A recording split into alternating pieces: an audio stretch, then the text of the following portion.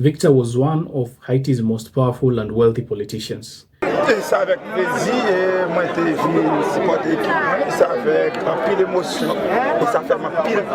Victor's request for power and control allegedly took a darker turn when he decided to run for elected office in 2016. But power, as history has shown us, rarely comes without a cost.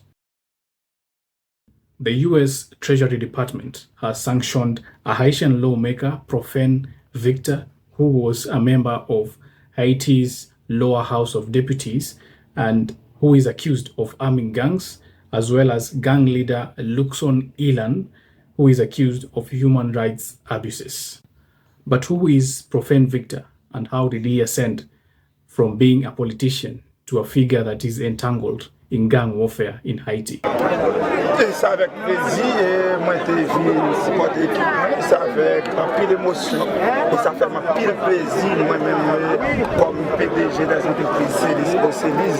Victor was once a rising star in Haiti's political landscape. He is currently the head of the political party Bouclier, the same party that the late President Jovenel Moïse belonged to before being nominated under former President Michel Martelly's Haitian Tête Calais party. Between 2016 and 2020, as a member of parliament, Victor was one of Haiti's most powerful and wealthy politicians. His influence reached far and wide, including controlling Haiti's main seaport in Port-au-Prince, a position that gave him immense economic and political leverage. However, Victor's request for power and control allegedly took a darker turn when he decided to run for elected office in 2016. According to the US Treasury Department, Victor began arming young men in Petite Rivière in Haiti's Antibonite region to secure dominance in the area and secure his political victory. These young men would go on to form one of the most notorious gangs in Haiti, the Grand Griffe. Today, the Grand Griffe gang stands as the largest armed group in Antibonite area, and it has been implicated in various violent acts, including violence and other atrocities. Now, one might think that once Victor secured his political power, that his appetite for gang influence would fade. But power, as history has shown us, rarely comes without a cost. A falling out between Victor and the Grand Griffe gang led him to take a different and even more dangerous path.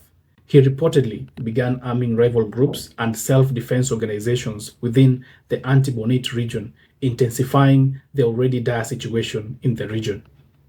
The US Treasury Department accusations are clear. Profane Victor materially supported the Grand Griffe until 2020. Beyond this, he is accused of trafficking weapons into Haiti and maintaining ties with other gangs across the country, including rivals of Grand Griffe.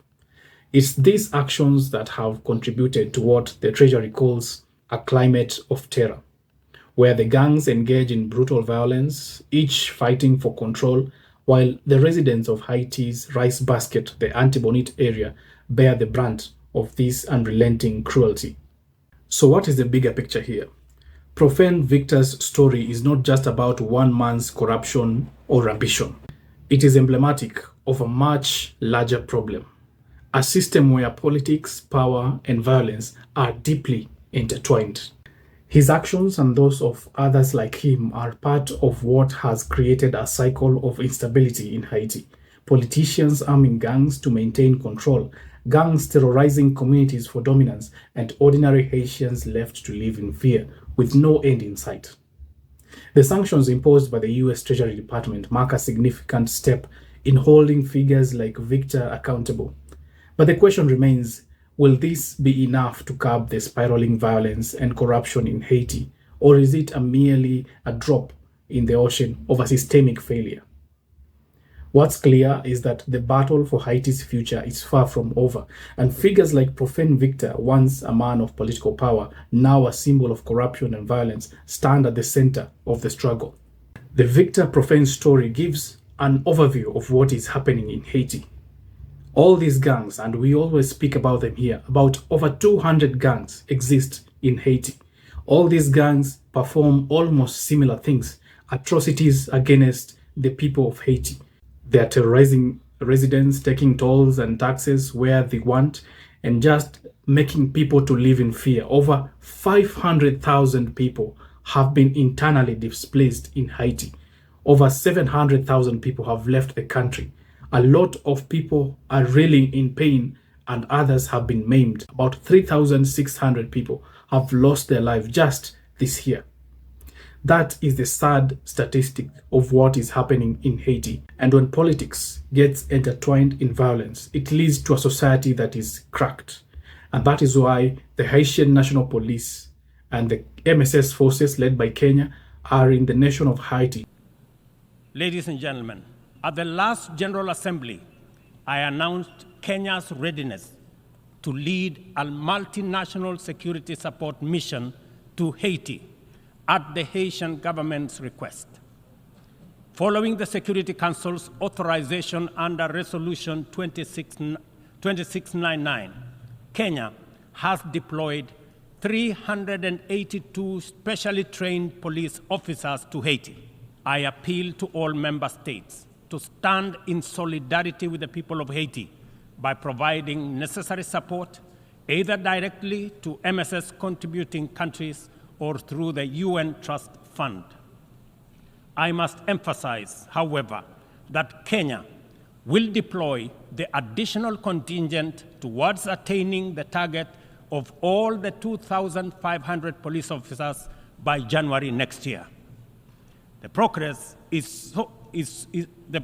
so far in Haiti demonstrates that what was once deemed mission impossible is indeed a present and undeniable possibility.